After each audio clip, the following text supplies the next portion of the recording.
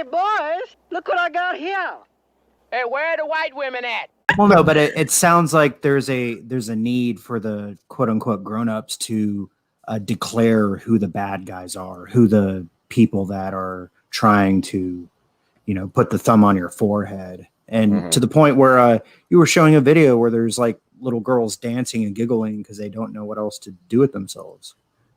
Well, I think there is that divide and conquer aspect of it too. But again, that goes back to what I perceive as it's sort of like almost like after 9/11 too. There are these moments in history where it seems like people are uniting and are beginning to question the society they live in and the world and the structures and their politicians and their media and all these things.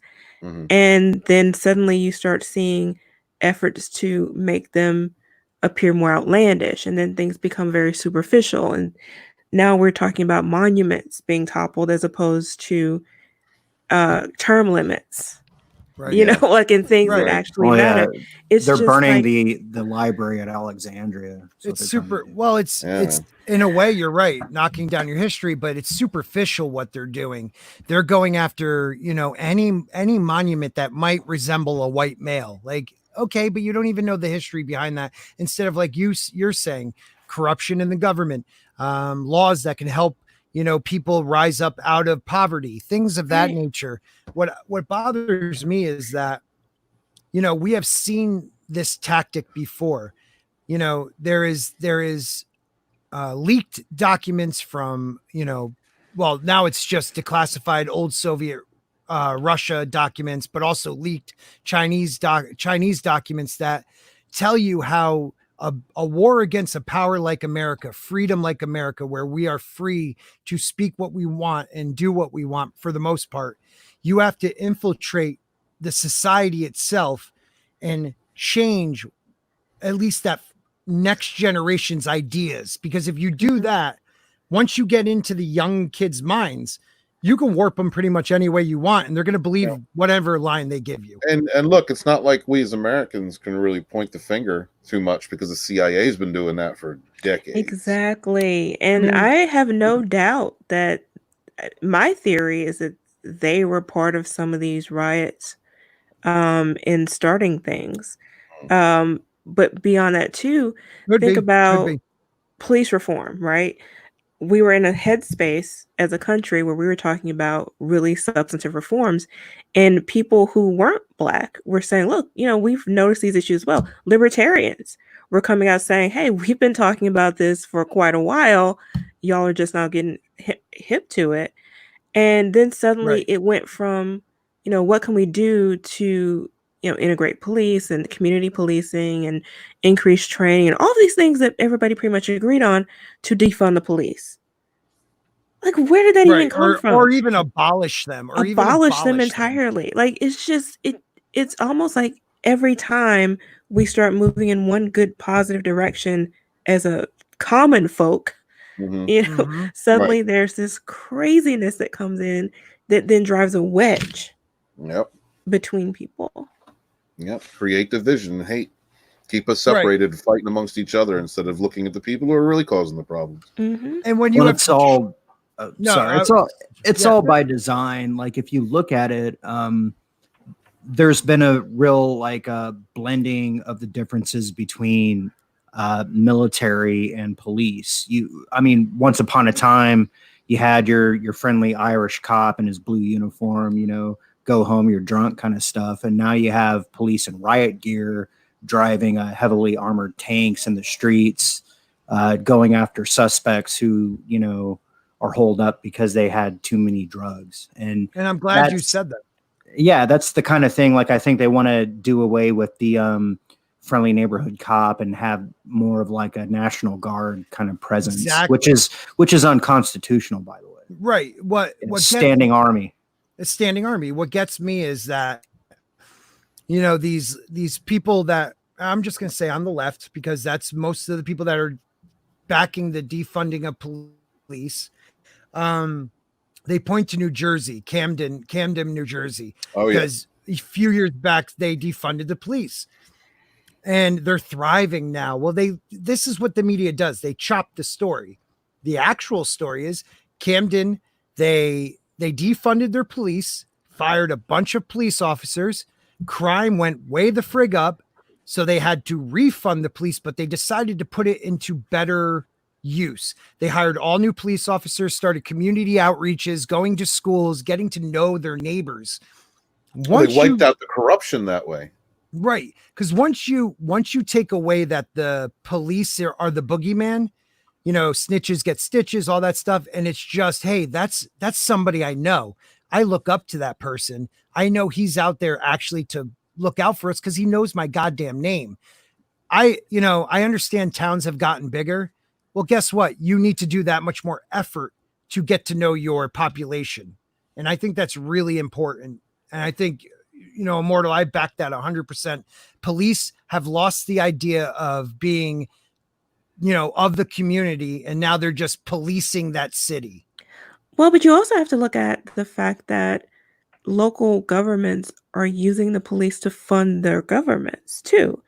I mean, that's one of the reasons why we have so many laws that, in the past, people wouldn't have even been arrested for. Right. Mm-hmm. And now you get arrested, you go to court, you have, fines and fees and all of this stuff that accumulates over time. And not to mention the over ticketing that happens in some communities. Oh my God. And the police are basically sent out to do this. Things that they would have sent you home for or given you a warning for. Or not even turn their lights on. Right. But it's like important. It's like the 29th of the month, they're taking you in. Gotcha. You're absolutely right. They have to now fund the local government with the people, and that creates division between the people and the police that even the police aren't comfortable with. Yep. And I have to say this. Even being conservative guy, more conservative now than I used to be. And I've been in unions before, and I respect what unions do. They've made my life better, but they also protect the weakest link, the bad seed. And that's what they're doing with the police. These unions these police unions, teacher unions. They're just so strong that once someone gets to a certain point, you're never getting rid of them. They literally have to murder somebody on camera. You have these teachers, once they get tenure, they don't get retrained. They don't get retested. They don't have to be motivated to teach your children. These are like two of the most important jobs in America: police, keeping us safe, and teachers, teaching the next generation. And both of them are full of people that probably shouldn't be in it, and people that should be in it not getting the support they should. It's crazy. Wow. Yeah. Wow. What are we talking about? That was a hell of a thing. Thanks, guys. Yeah, that was very organic. Yeah, that was very organic. I want to put out a couple more ideas here. And that's my dog disagreeing. It's so good seeing you, Immortal. This is great, man. Yeah. Thanks, Matt. I missed the discussion. Well, there's that idea that not individual cops are the problem, but like copying as an institution is used as like the gatekeeper of the prison of your mind. I would say the real culprits are the people deciding policy, obviously. And those aren't necessarily the people you see on camera waving hi, like Orange Man Bad, and it's not the people that are getting elected. You're saying exactly. It's the people who are deciding the elections and not the public. You're right about that. Yep. But it's also that idea that and Stephen hits on this in his book, The Fandom Menace Volume 1, Fandom Betray, is that it's the media is used as the spearhead of the thing that's driving the thrust of this whole perception war. So they want to frame who the bad guys are, and they use shame and negative emotions in order to convince us to see things their way instead of making a logical proposal. And that's the control. I mean, look, if you're going to control a society where we are right now in the world, you have to control government, but you also have to control media. And when you have those two things working for you, you can give anything and the masses will buy it because the masses just want to be told, this is what happened. Hey, now back to 2.5 Men or whatever the frig is on TV now. Right. and eat Lucky Charms and exactly. And you need to buy this car and you need to have this and reality TV and not actually looking at what's going on. So I made a statement on my Facebook page, my personal Facebook page yesterday or the day before. Sean King, this guy is talking, we should just abolish all pictures and statues to Jesus Christ. Oh, yeah. Because nuts. He's nuts because he's being depicted as, yes, I get it, looking Viking-ish. I understand. Well, yeah, and it's offensive to the Satanists and to the atheists and to the pagans and, Right. Yeah. But you know what? Me. Well, no, it's funny though, saying that because they're the last people usually that get offended. The thing is that, he's like, well, when they hid in Egypt, he's Arabic. No, he's Jewish. Okay. But anyways, I put Jesus ? Are we really talking about canceling Jesus ? And so many of my left friends attack the living shit out of me. That's they crazy. Have hook, line, and sinker, dude. They think I like these people I've known my whole life now think like I was raised in a fucking trailer in Arkansas. No disrespect to anybody who was. And I put on a sheet every Tuesday to go to fucking book club. Insane, man. Look, I'm as pagan as they come, man. Like since I was 13, I've been studying the craft, and I have definitely gone through my Antichrist period of my life. And probably back then, when I was inexperienced and unfeeling toward others around me and how they view the world, I would have been like, "Oh yeah, do it," But since I've gained wisdom, but these are 30-something. Right, 30-something, 40-somethings. At some point, you grow up. I would hope that any other pagan out there would grow up eventually, because that's not a way to live. Should not we learn from the lessons of the past? This is why you don't erase the past. All right, the ancestors that I honor, their relics were taken, their churches were destroyed, or built over, or assumed for something else. Like that's how we survived, was through Christianity. So if you want to destroy the one religion, or destroy the idea of a religion that actually, for all its ills, preserved some of our ancestry, preserved some of our heritage and lineage, then I don't know what to say to you.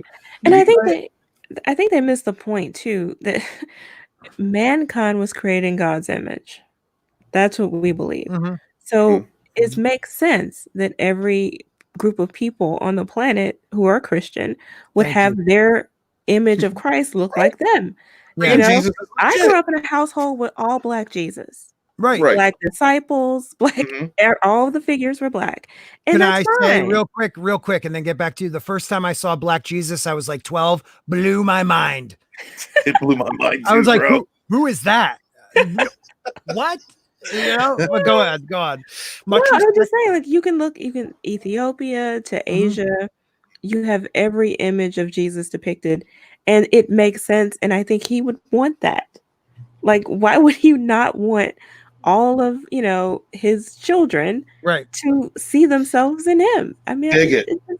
That's an awesome view, Jane. And this is the one thing too, Jane. I completely, utterly agree with you on that. But they don't want you to tear down Jesus because people made him white with blue eyes. This is what I'm trying to explain to these people. And I stopped on Facebook. I'm just done with them. You are buying hook, line, and sinker. What CNN is telling you, what, Don Lemon and Cuomo are telling you. You're not listening to what's really happening. They are using people's anger to destroy and attack Western civilization. Because if you destroy America, so many other countries fall. The educational standards of this country have been going in the toilet for the last 15 years. It's longer than that. Longer than that. Okay, dig it. But look, that's what happens when you create a generation of people who don't learn on their own, who don't self-educate, and a poor public education system. You have this. That's why they're destroying statues of people who fought against slavery, which don't make sense. And they're also it's not just poor though. Well, yeah, but they're going about it the wrong way. Like, if I don't care personally what a city chooses to do. If the city people vote to get rid of a statue, fine, that's their decision. It's their tax dollars. Exactly. But just going around tearing stuff down, it's anarchy. That's crazy. And I'm done with this idea of not funded well enough. Yes, there are some areas of inner cities that aren't. Detroit is one of the highest per student budget in the country, but where's the money's not getting to these? It's not going to the children So anywhere. and I'll tell you right now, the majority of people on that council, city council, the PTA, or not the PTA, but the educational council, whatever you want to call them, Boards. The Sally Struthers of the PTA. Well, the majority of them in Detroit are black. So don't tell me, these people like Whitey's coming after you. No, it's a corruption thing that has no color but green. Corruption is everywhere. And to be fair, to go back to the police thing for a minute, that's something that Black people who actually are concerned about issues with the police have been saying too, that it isn't about race from the perspective of the white police officer. You simply have some issues with the institution in terms of training and things of that nature that are affecting cops, whether they're Black or white. Same thing with the schools, same thing with local governments. When it comes to corruption, it doesn't matter if it's left or right. If you have a corrupt government in place and that is allowed by the people who aren't voting them out, then you can expect the same result, which is poor education, high unemployment, and no new businesses coming in. You're absolutely right. Not to mention the pollution and all the other stuff. Real quick, and then real quick statement. If you have, if your police training is 4 months and to be a freaking pastry chef is 12 months, something is wrong with that. It shouldn't just take 4 months to become a police officer. You know what I mean? Like some places, that's how quickly it is. We need better training.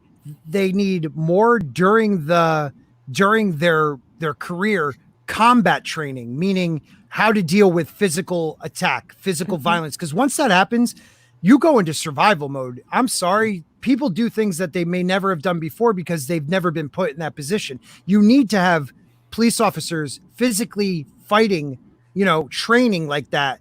But you also need community outreach. That is the biggest thing. If you're going to be policing that community, you should know who your community is, who the kids are, who the parents are, and let them know you're there to actually protect them. Absolutely. You know how, first off, hi, Wes. Good to see you, buddy. Hey, good to be a part of it. Hey, Wes. Secondly, I'd like to say, hey, Mortal Coil. I think the hallmark of a good team is coming together before you even talk about what you want to talk about and having a whole other conversation. I was digging it. I was loving the conversation. Yeah, if I could just, I think what Scott was saying there is spot on. I think that they do need that kind of training. You have to be able to react under pressure because you have to be able to keep your head. If you can't keep your head when something like that, when you get into a life or death situation like that, then you are going to make unwise decisions based on emotion. And you do need to, you can't treat every person you come across like a dirt bag. You have to realize that you're in the community there, and you do have to get to know the community. Yeah, right. Because if you don't know the community, I was just gonna say, if you don't know the community, you may think everyone is dangerous, but once you get to know everyone, you know who might be trouble, who's just had too many to drink. Oh, Jimmy down the street, him and his wife are having problems, stuff like that. You see that video that was shared out on Twitter? I retweeted it. And you had a group of like 3 young black men who, if you saw them on the street, might go, "Oh no, that's trouble." Helping that elderly white couple to their car. Like 100-year-old woman. You can't judge people you can't judge a book by its cover. You can't judge people as soon as you see them. You've got to get to know them. And I think I have to say that's so weird when I see those kinds of videos. Why is that? Because I get what they're trying to say, but it's like, look at these good black men. Yeah. Like, I get it. Good ones, but I think, what, Jane? I get it. Jane, the sick part about that, Jane, is it's needed for a lot of America right now that's seeing young black men and young men in general uprising and destroying things. Well, you people who have been already conditioned through generations to fear, that community. They're not noticing the white dudes, which are the majority of the ones out there causing chaos right now. They're not noticing them as much as they are the black guys. They'll see that one black guy that just got shot right in the Chaz and is complaining about the police or whatnot. Right. And their gravity is just going to go right to that. That's where the attention's going to go, and that's a part of the the true racist veil that I think does exist in the well, and country. even like the white people who are offended on black people's behalf and tearing down shit. Oh, like the white woman screaming at the black officer that he's like a race traitor. Like, Right. who the hell made like? Who voted you the white ambassador of? That's see, that's the sick part of BLM. But that's the sick part of that, like you know, your white guilt. So you're confessing you have white privilege. So now you're actually getting a rise out of people giving you props for saying that. So that in a way that is white privilege. But anyways, and now you think you have the right to speak for a culture you're not a part of if you didn't grow up in that community. And I'm sorry, white people out there. Black people in New York aren't the same as black people in New Jersey, not the same as black people in Pittsburgh. And we're all different people from all different areas of all different walks of life. It's how you're raised.